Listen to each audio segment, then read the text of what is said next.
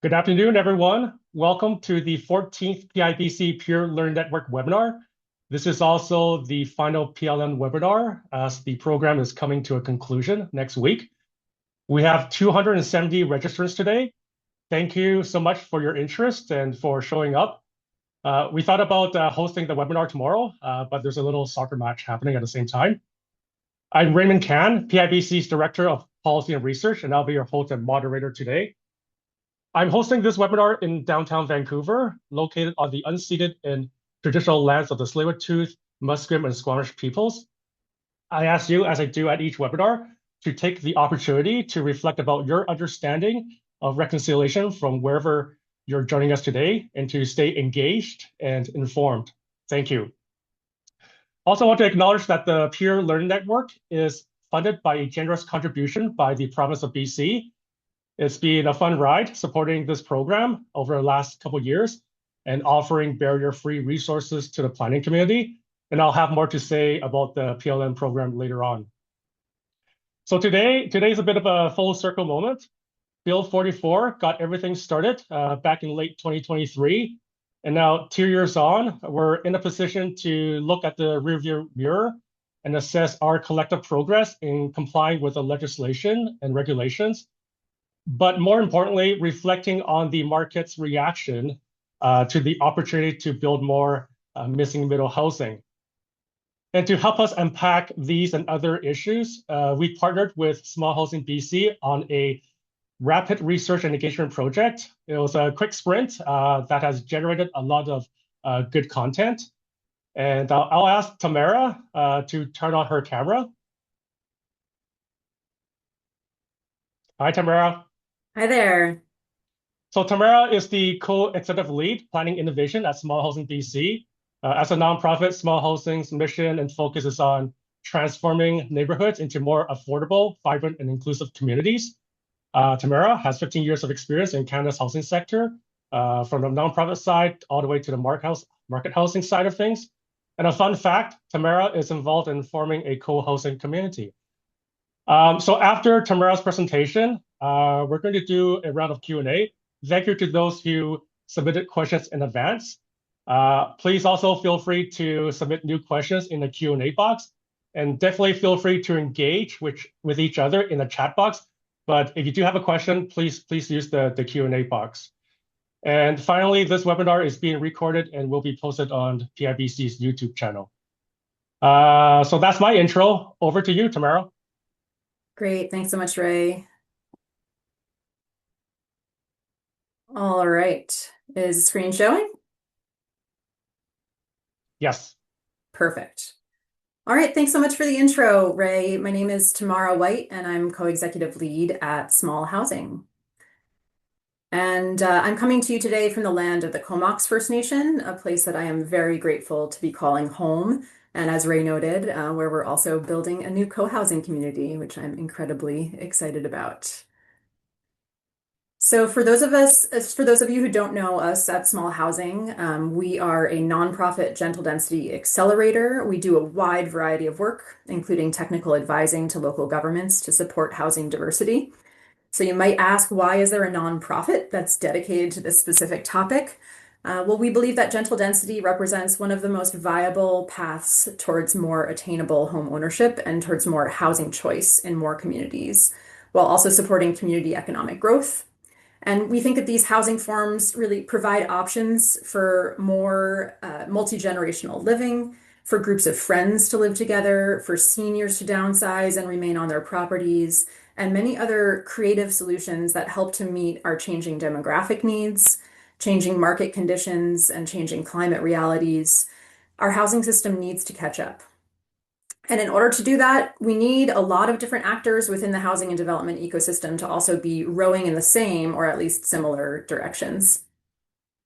So some of the partners that we collaborate with are those listed here. We conduct research on planning practices, on building practices, on lending practices, and the confluence of other factors that really contribute to these homes actually getting built.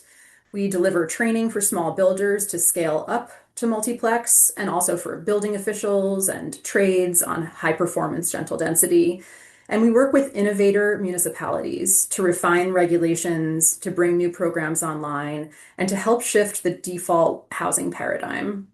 We've been hosting summits and free webinars for the last 5 years, bringing together thought leaders, practitioners to advance work within this space. So we've been busy. So why does this research matter? Everyone working in the sector knows that there's been quite a lot of movement in these past 2 years with sweeping zoning changes that have expanded opportunities for suites all the way up through sixplexes and other gentle density forms across BC. But the question remains, how can housing legislation really translate into homes on the ground? So we centered this research question based on planners' perspectives. What else is needed to support implementation and actually deliver on this new housing supply? Our research objectives included improving our understanding of regional and province-wide challenges associated with small-scale multi-unit housing implementation and development uptake, engaging planners and their peers at the regional scale to explore potential solutions, and identifying key findings and learnings that we could share out with the broader community of planners and also with industry.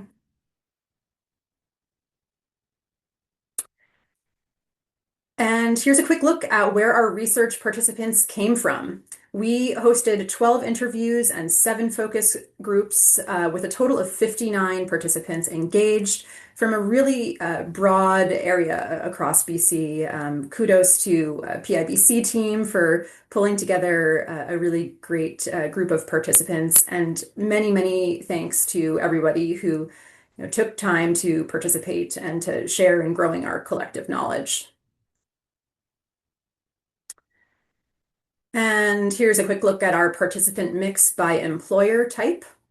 So you'll see some regional districts participated, as well as some folks from the private sector. And then there was a fairly equal distribution within the remaining portion of participants based on size of the local governments that they were representing. So we had a really nice cross-section that we were able to work with on this research.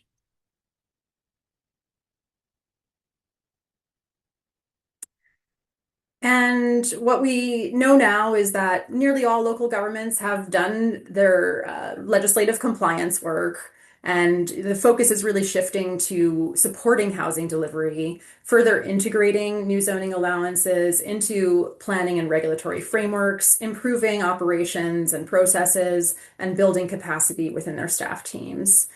And then the housing results themselves really widely vary by city and by region. And in doing this research, we also got to learn of the wide mix of perspectives and emotions around some of the changes that have been happening. And some planners were really grateful for having the timeline and the parameters for making these changes. Others were frustrated because they believe that actually greater density could be more appropriate in certain areas that are now zoned for SMU. Others are frustrated because they're now allowing densification in outerlying subdivisions. And some planners are seeing good projects that they'd like to see more of, and others are seeing bulky projects that are scaring the neighbors. And in some areas, we're seeing no uptake at all. But most planners we spoke with really see this recent zoning reform as one piece in a greater puzzle, and definitely an imperfect piece. There's a general sense of relief that deadlines have been met and that other projects that were on the back burner can come back into focus again. There's also widespread recognition that there's a lot more work to be done to better integrate these typologies into planning and permitting frameworks, into fee structures, and also to understand more about development feasibility and developer risk, about real impediments to getting housing built. So while there's a bit of a collective sigh of relief, there's also an understanding that we're going to have to roll our sleeves up and do more place-based problem solving within our communities and regions, across our staff departments, and also in collaboration with the construction and development community in order to provide more enabling conditions.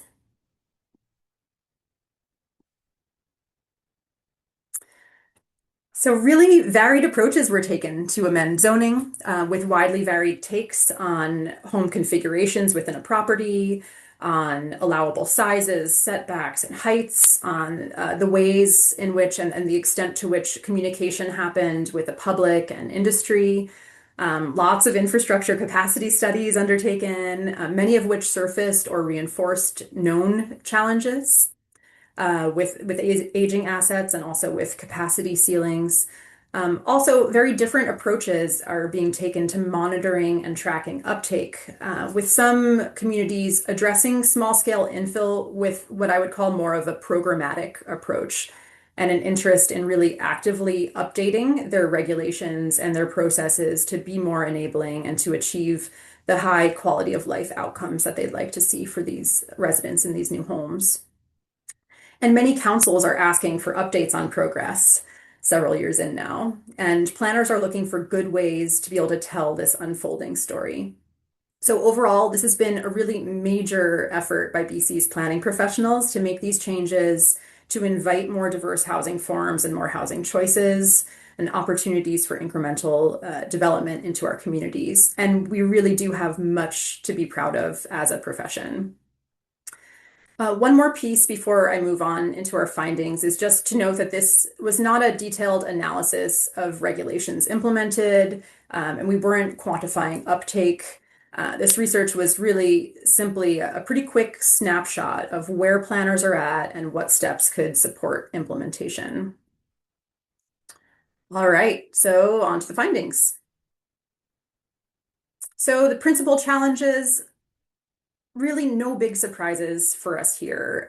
Infrastructure capacity is a primary housing constraint. Across every region, participants were emphasizing that infrastructure limitations really do represent a great barrier to housing delivery for housing at this scale, be it water, sewer, stormwater, electrical servicing, fire flow requirements, frontage improvements, and infrastructure funding challenges.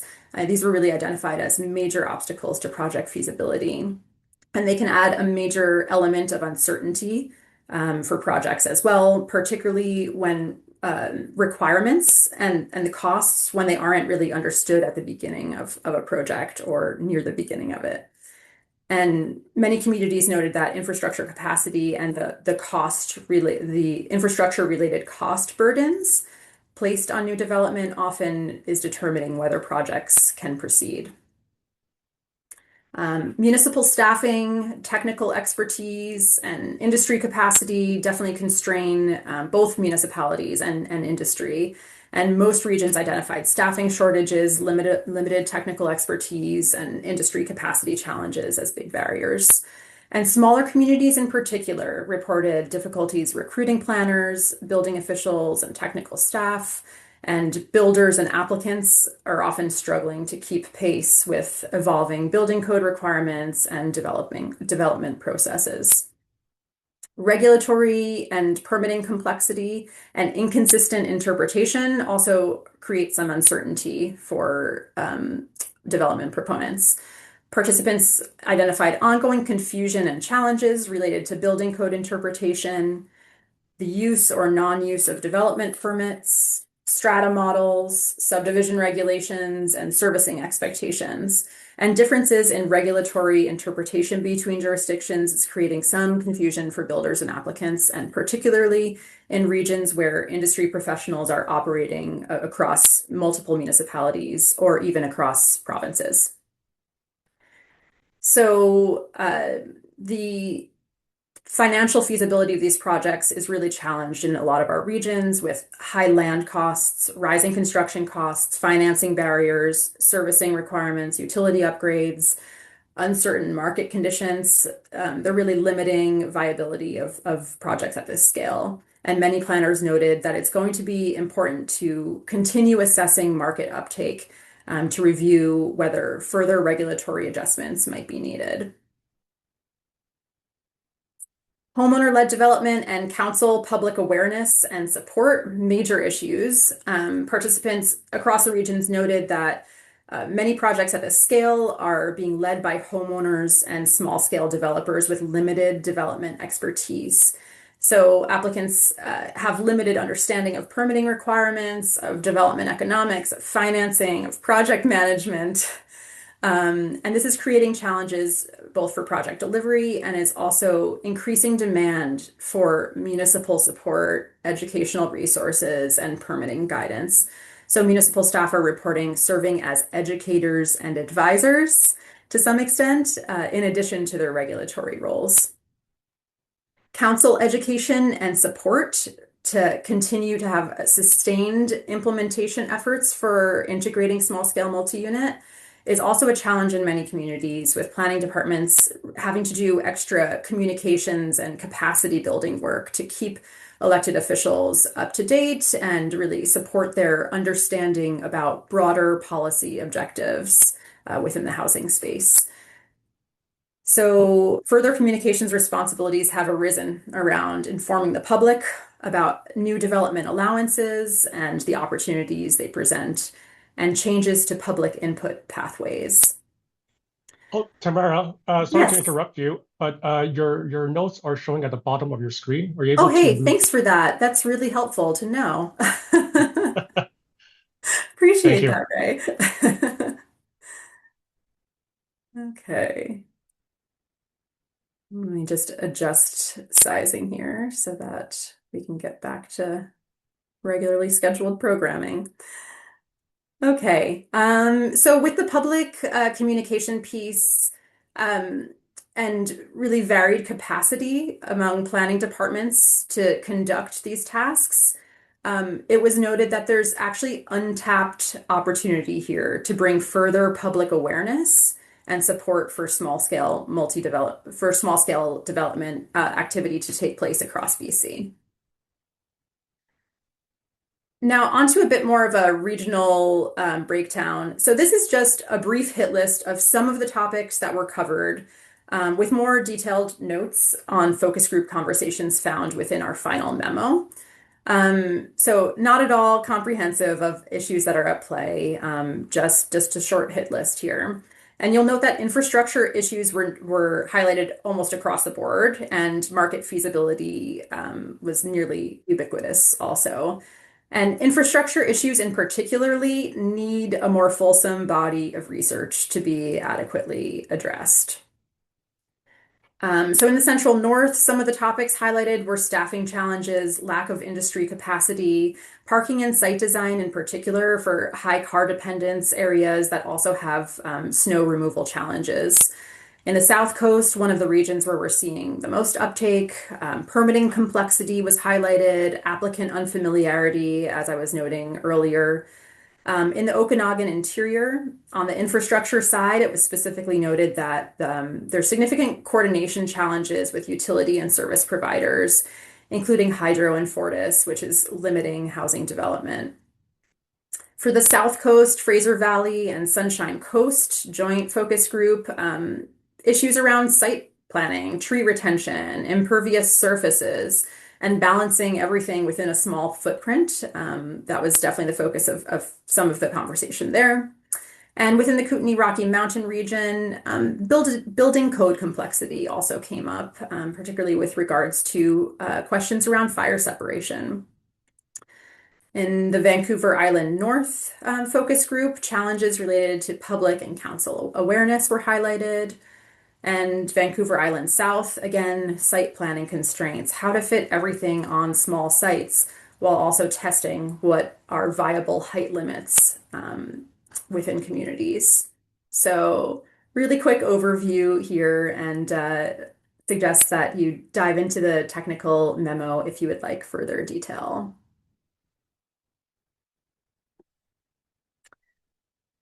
Okay, so what are potential supports and solutions?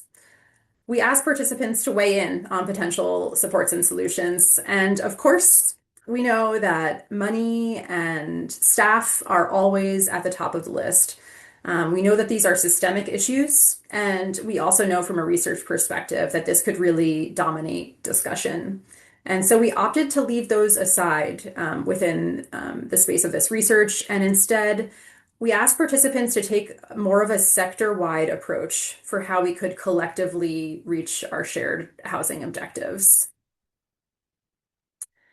And that in turn really moved the conversation towards shared information resources, whether those are centrally developed guidance documents or scans of what are the leading practices that are taking place on certain important topics. And it helped direct conversation towards opportunities to combine efforts and to reduce redundant work between jurisdictions, and also a recognition that more could be done across jurisdictional boundaries, to collaborate on joint initiatives, recognizing that housing markets are functioning at this cross just jurisdictional scale already.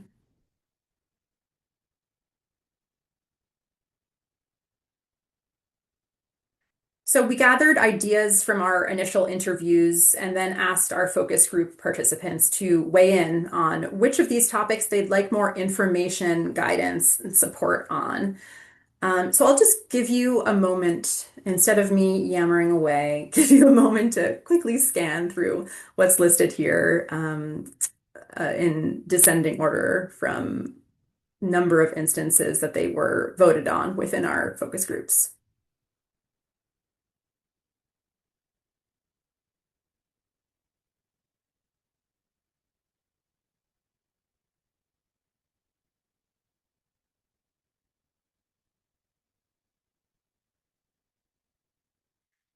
And for the next few slides, I'll just highlight a couple of areas in which we know that there's significant need for informational resources to be further developed.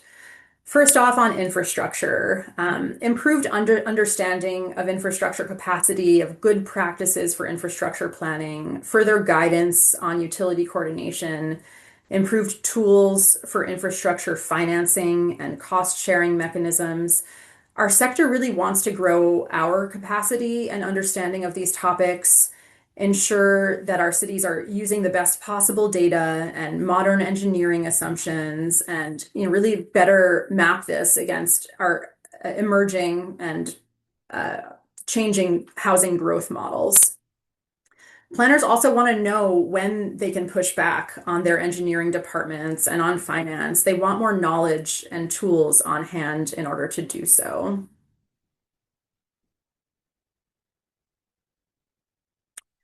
On the topic of design resources, there's great interest in having further access to design guideline examples, examples of site planning that really works well at the small scale, multi-unit scale, and promising practices that are showing alternative parking configurations, considering shared access arrangements, and looking at tree retention and impervious surface approaches that actually are working well. And sharing examples of successful built projects was something that came up time and again, that we need to do a better job of sharing those out with other communities. And there was also a consistent request for more design resources around the housing typologies and density visualization tools, which could be used within public and council communications, and also used to help support small builders and industry to really understand what kind of opportunities are out there, and what these changes will look like in neighborhoods over time.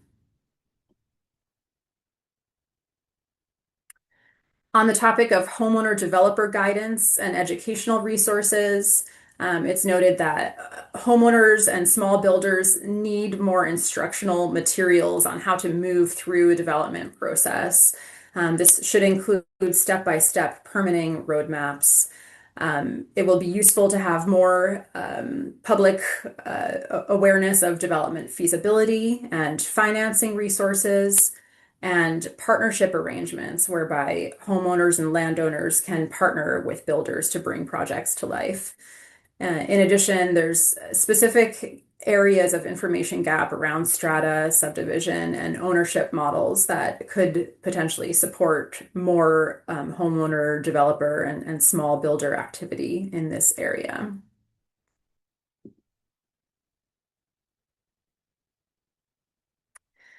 Okay, and there's lots of, oh, There we go. So next, we asked our focus group participants to weigh in on potential areas for regional collaboration. So again, some of these topics were brought up during our interview phase and then brought forward for our focus groups participants to weigh in on.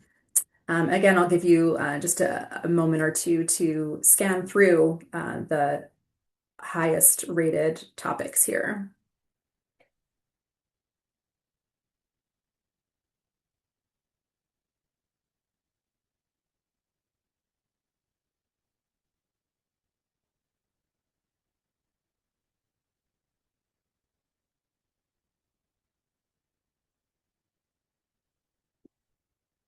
Okay, and onto a regional breakdown. So there's lots of commonalities here among the regions.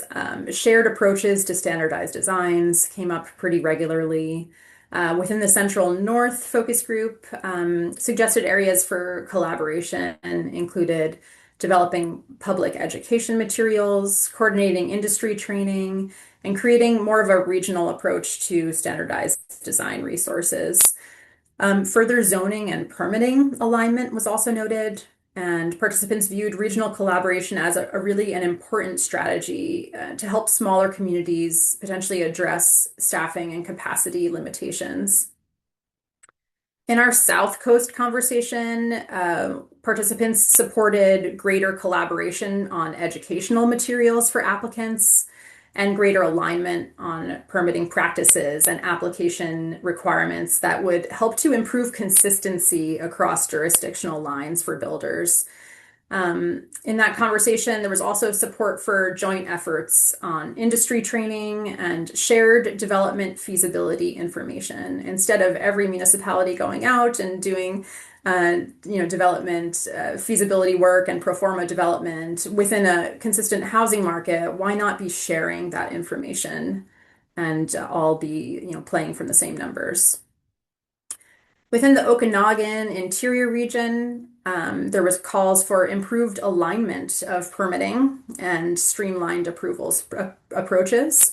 There was strong interest again in shared approaches to standardized designs and in applicant and industry education.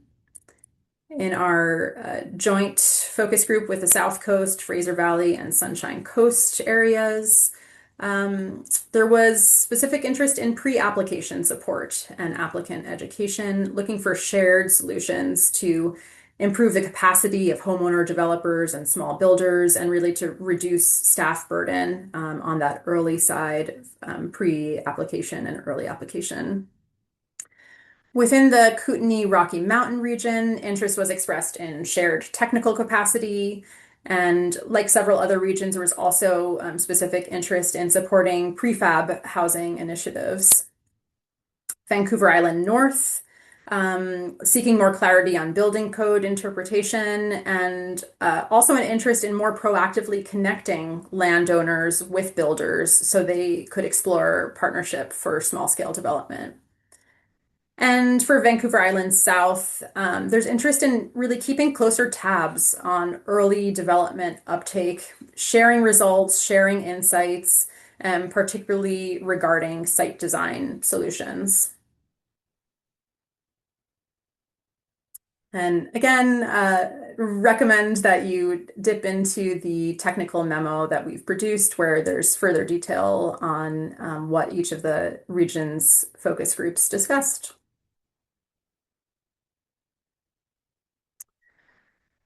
So we've summarized some key actions that we would recommend coming forward from this research. First off, we think that there's well documented and significant need to develop practical implementation guidance on guidance resources on high demand topics, some of which were highlighted in this presentation, but specifically including infrastructure and servicing approaches, site planning, etc.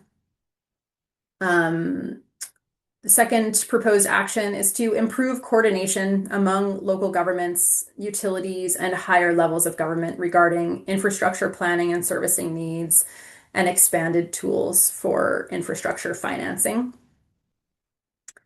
Third is the development of communications and educational materials and expanded training and education opportunities for a large list of folks who are involved in actually delivering and approving these housing types.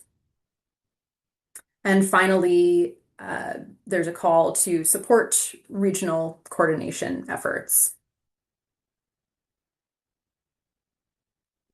Proposed actions at the regional level, supporting ongoing regional planner practitioner networks. So some of these networks cropped up informally as a result or in response to Bill 44. Others are more well established and in association with the Capital Region and Metro Vancouver, and have ongoing schedule of touch points.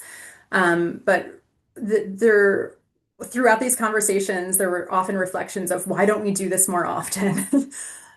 So one of our recommendations here is to support ongoing practitioner networking, to support information sharing related to housing uptake monitoring, to increase alignment on regulatory and permitting approaches, to share examples of successful implementation, and also to dive into regional topics of interest, some of which were identified through the focus group.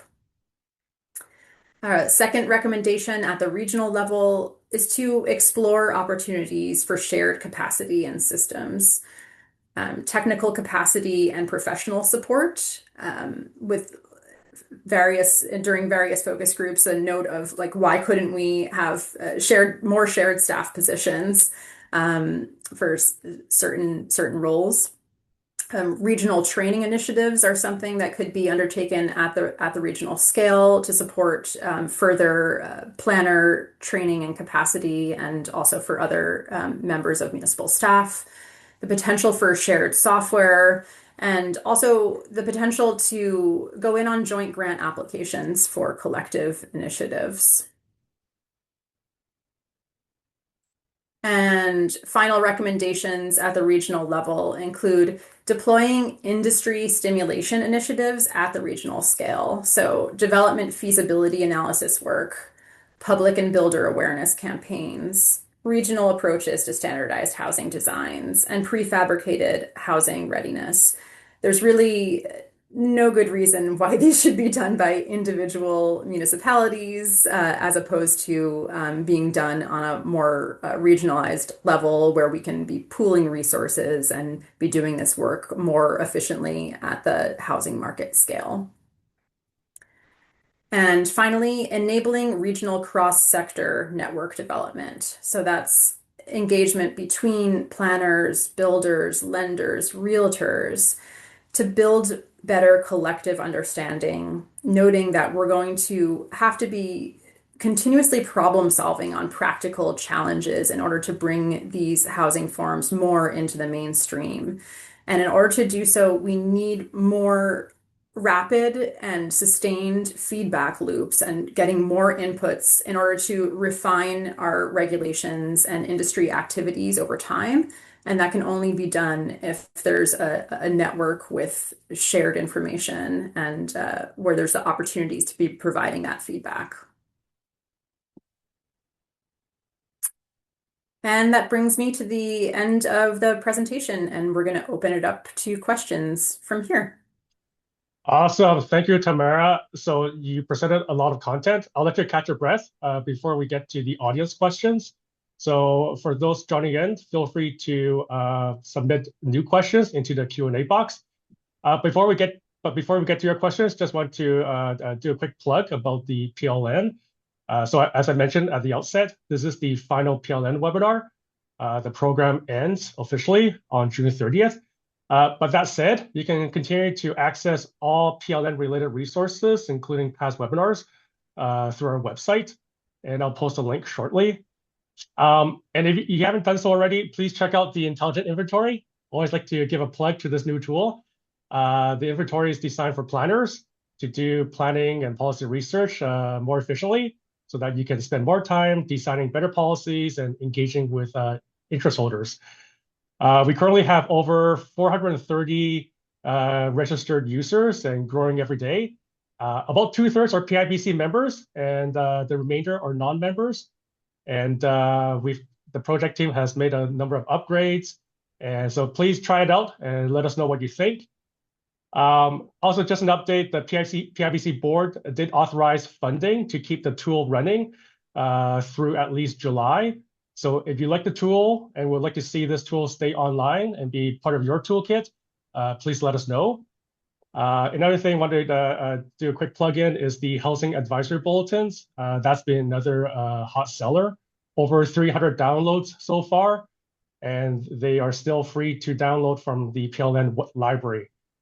And then finally, we want to hear from you what you think worked, what didn't work, and what you would like to see PIBC deliver in the future when it comes to supports for peer-to-peer learning. So please look out for a survey in mid-July. And I'll post some links shortly. But let's get to the audience questions. Actually, before we do that, I do have one for Tamara. So you did mention about your organization at the outset, but I wouldn't mind if you spend a few minutes to say a little bit more about small housing, its roots, and other services and programming that you offer.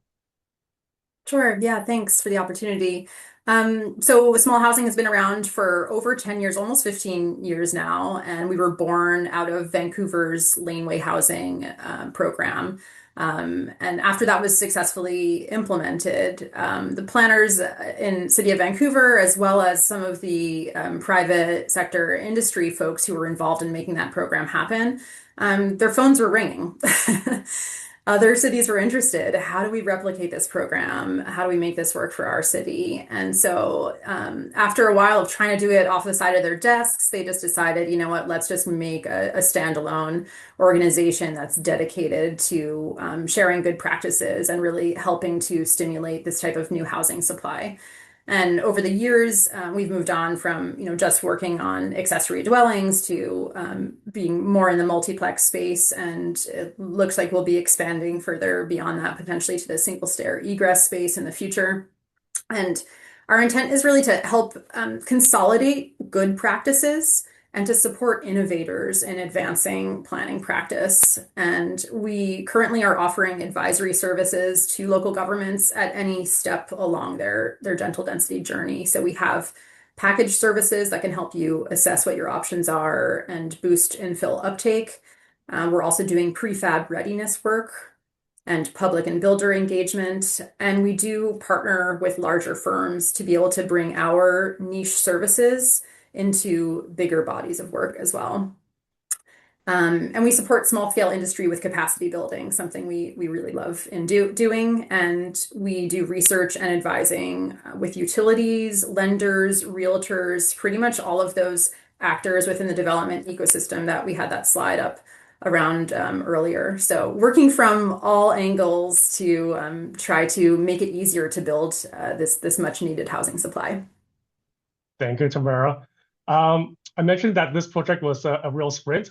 So you convened 7 focus groups in May, and I sat in all of them as an observer. I just want to say thank you to all the participants.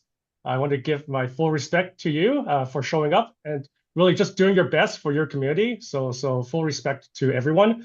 One thing that did stand out for me when I was listening in was, I think, a real desire for development planners to have more networking and information sharing opportunities. And you mentioned that, Tamara, in your presentation.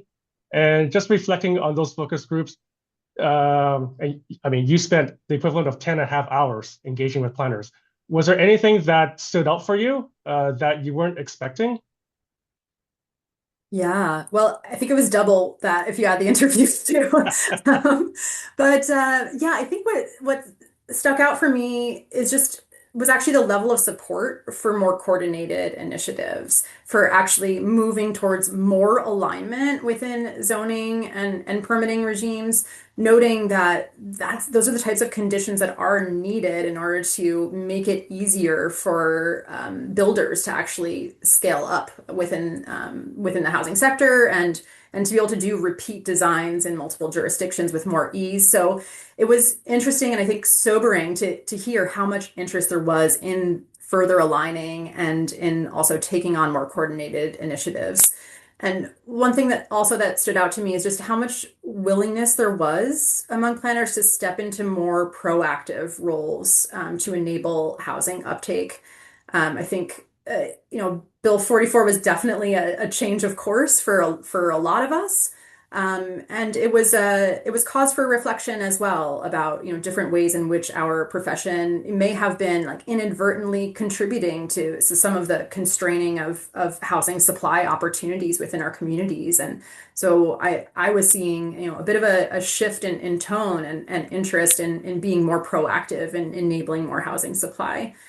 Um, we also, at the beginning of each focus group, asked participants to summarize small-scale multi-unit implementation, their experience of it, both the legislative, compliance piece, as well as processing early applications and sort of getting new supply rolling.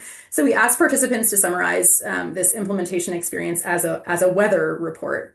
And by and large, the skies are at least partly sunny.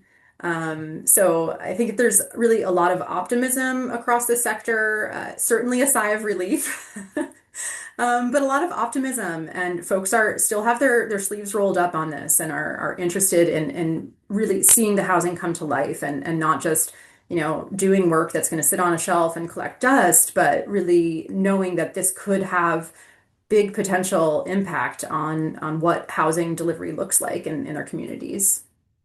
Excellent. Just going to a question in the Q&A box.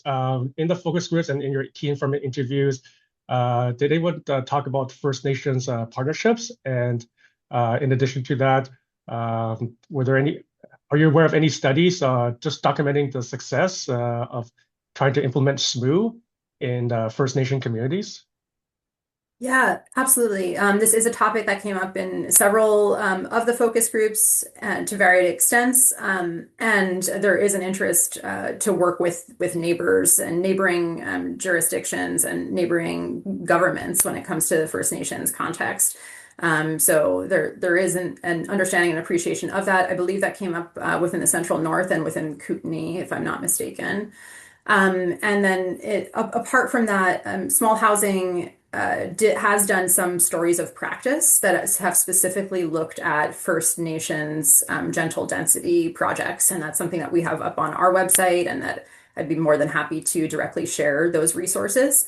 And it's great to see First Nations housing planners really kind of leading the way in some ways with different regulatory constraints and different funding arrangements. First Nations have a lot of opportunities to be innovators in this space. And so we were really pleased to be able to document some of those stories, demonstrate what their development pathway was, show these designs, and really help document that with the hope that we could be inspiring more folks to take on these types of projects as well. Mm-hmm. Now, Tamara, if we take a step back, want to ask you, who's building these small-scale multi-unit housing? Yeah, well, it really varies by typology, whether we're talking about, suites or backyard cottages, or whether we're looking at sixplexes.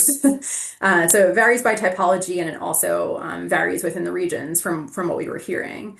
So by typology, the smaller home types are more likely to be developed by homeowner developers, folks who have a big backyard, have an aging mother and are just looking for sort of family-based solutions to be able to incrementally grow housing and use your land asset to support family members. So that's a really common approach. We're starting to see homeowner developers dipping more into the multiplex space on the smaller side. So that's taking place in some communities. We're seeing small builders take on these projects. So builders, I think on average across BC, builders, a small single family home builder builds on average like 2 or 3 homes a year, if I'm not mistaken. And so if we could get those folks, instead of just building two or three homes, what if each of them was a duplex, or what if each of them was a fourplex? Like incrementally, with this army of small builders that we have across the province, we could be, scaling up what our housing delivery is. So yeah, we're seeing small builders in some regions who are taking on these projects. And then in Metro Vancouver, and if I'm not mistaken, also in Capital Region, we are seeing some larger developers who would normally be building, big condo projects, apartment projects, who are scaling down and delivering some multiplex projects, and sometimes ones where there's multiple multiplexes on adjoining properties. And we think that this, in part is due to kind of the market slowdown in the condo space, and just the difficult development economics of our current situation. But it's as was noted in the research and the focus groups here, market feasibility is a really significant challenge. And so these projects don't really have big margins in most of our in most of our housing markets. And so they're only marginally viable. So over the long run, we don't think that this is a space where you're going to see bigger developers operating. It's going to be more of these mom and pop initiatives and small builders, or mom and pops partnering with small builders in order to bring this type of housing to life. Mm-hmm. Now, this next question, I imagine, is also subject to the typology. So one of the registrants asks, are small-scale multi-unit housing, are they more appropriate for strata or rental, or both? Both, absolutely. We think that there needs to be more housing diversity, period, and that includes housing tenure. For jurisdictions that are limiting the ability to stratify new builds and multiplexes in particular, we think that this is really a massive missed opportunity, because that's entry-level homeownership. That's a ring or a rung on the housing ladder, which we know is desperately needed and is missing. And so we do need to be offering opportunities for ownership. Also, when you allow ownership opportunities, that often makes a project more attractive to a developer or to a small builder. If you're only allowing them to be rentals, or if through whatever combination of development and servicing fees that are applied to rental versus ownership projects, if you're kind of constraining them to be rentals, you're limiting the number of projects that are going to happen, because small builders and developers don't necessarily want to be in the landlord business, don't necessarily want to be holding on to units for the long run and getting a trickle of revenue, as opposed to having a sale at the end of the day and moving on to the next project. So whatever can be done to assess the viability to stratify, create separate ownership options, that is going to significantly help this housing supply to come online. And that also translates to accessory dwellings as well. So this is an area of research that we think isn't fully understood, and that we think there should be more materials and supports around, because if you can sell a backyard cottage, that would really incentivize a lot more homeowners to look at their big empty backyard, which they may not love mowing, and how could they use that land and asset to benefit themselves and benefit someone in their community from getting an entry homeownership opportunity. So it's some of these creative solutions to rethink how we're using our existing residential land assets that we really need to be exploring in order to grow our housing stock. And then just following up on this, the entry level ownership lane. Now, assuming small scale multi-unit housing are relatively more affordable than other housing options, what do you see as potential quote unquote threats to their affordability? Ooh, good one.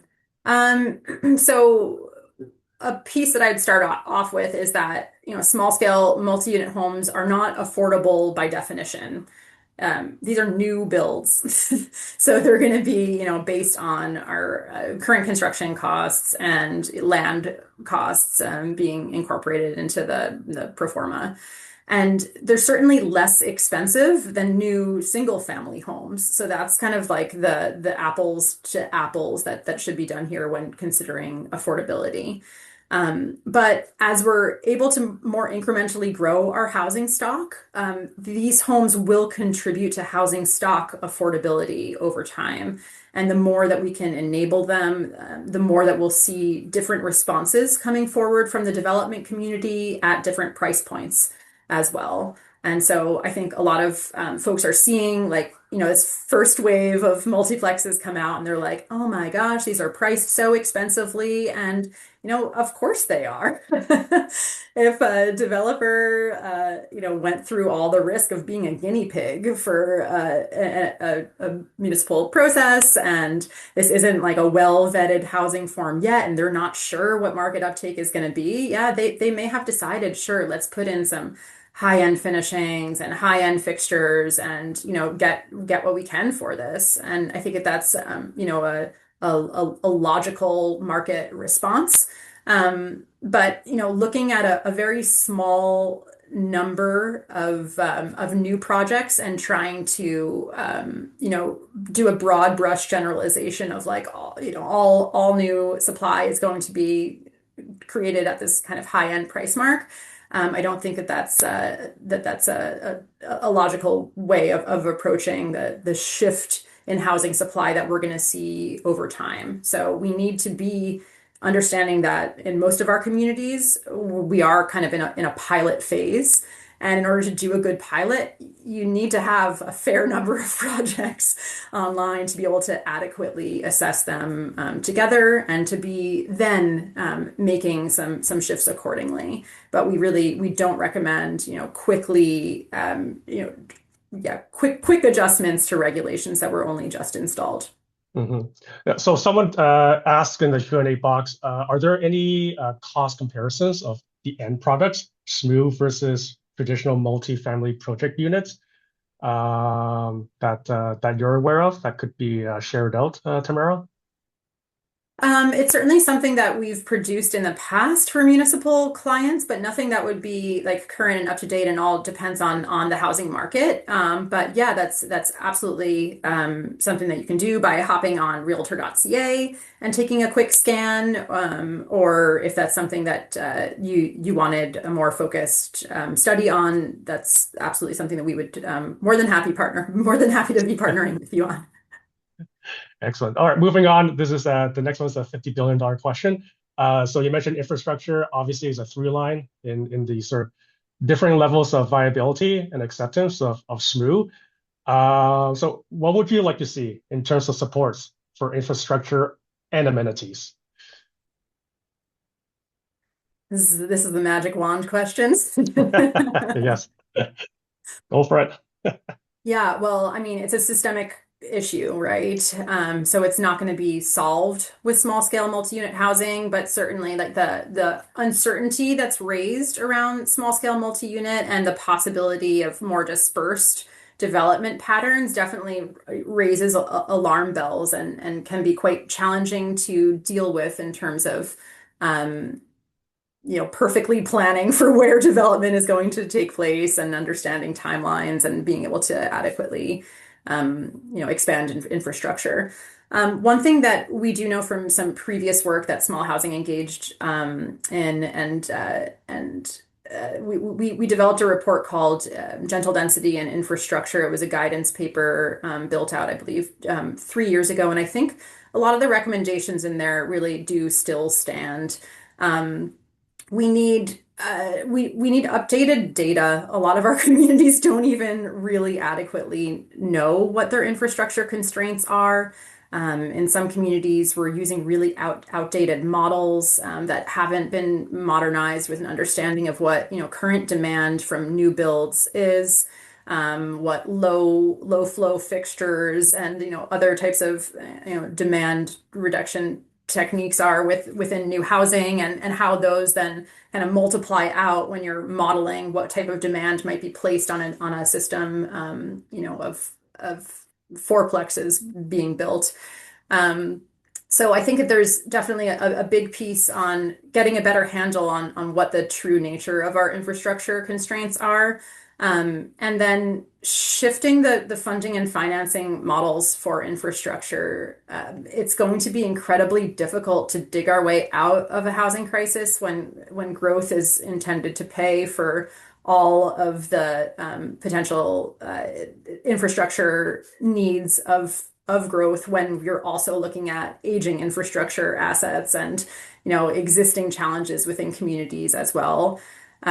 So different financing, infrastructure financing tools, increasing municipal borrowing limits without having to go out to elect or assent, and different ways of kind of reducing the cost burden that's placed on a single small development with these small margins of profit, requiring them to do upgrades for a neighborhood or a district, just makes these projects infeasible. So there's Mhm. more pieces on the infrastructure finance piece that really need to be dealt with. And I'll make a quick plug for a really long burn advocacy item that we would like to see, and it's one that's not popular.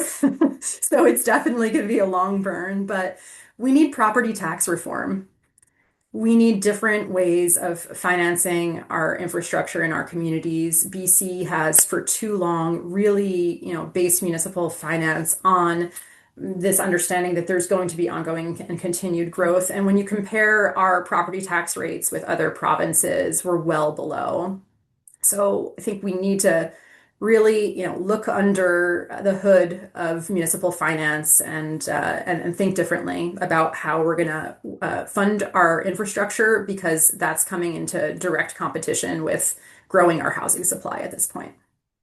Awesome. Food for thought. Thanks, Tamara. Maybe that could be our next project together. So Sure. we have a we have a couple more minutes. I'm just going to combine the last remaining questions because they're all fall under the same theme. So someone did ask about parking. Under Bill 15, municipalities cannot require minimum off-street parking for SMU projects near frequent transit. So parking is an issue. Another registrant asked about urban tree canopy and the impact of SMU on tree retention. And then someone in the chat box just mentioned about site challenges in general. So Tamara, what are the opportunities? So whether it's PIBC, small housing, or perhaps working together to provide supports in terms of guidance for site planning. What are your thoughts on that? Yeah, it's something that we put together in our call there for what province-wide actions might be taking place that we would like to see take place. There's going to be ongoing need to be sharing early practices and what's turning out to be successful projects in different regions. And so we host our Gentle Density Network, which is a long-standing, I think we're on 4+ years now of free webinar series on topics of interest. And we'll certainly be taking back some of the topics that have been highlighted through this research and try to offer out some dedicated webinars to support those topics. And we'd be more than happy to partner with PIBC in the future. And would like to see higher levels of government also stepping in to support some of the research that's needed to make sure that really high quality implementation of these housing projects is taking place. And so I don't have a specific answer to those pieces, but definitely encourage folks to continue connecting with your fellow planners, continue sharing insights and lessons learned. And we at Small Housing, I'm sure you folks at PIBC will do our best to also be convening the right conversations at the right times. Excellent. So we're at time. I think that's a wrap. Just want to thank you, Tamara, and your team, Elham and Dan, for supporting this sprint of a project. Really appreciate this partnership and looking forward to opportunities to work again in the future. And just want to thank everyone for joining us today at PIBC. We look forward to serving the membership and the broader planning community again in the near future. So everyone, have a great day and see you soon. Take care, everyone. Thank you.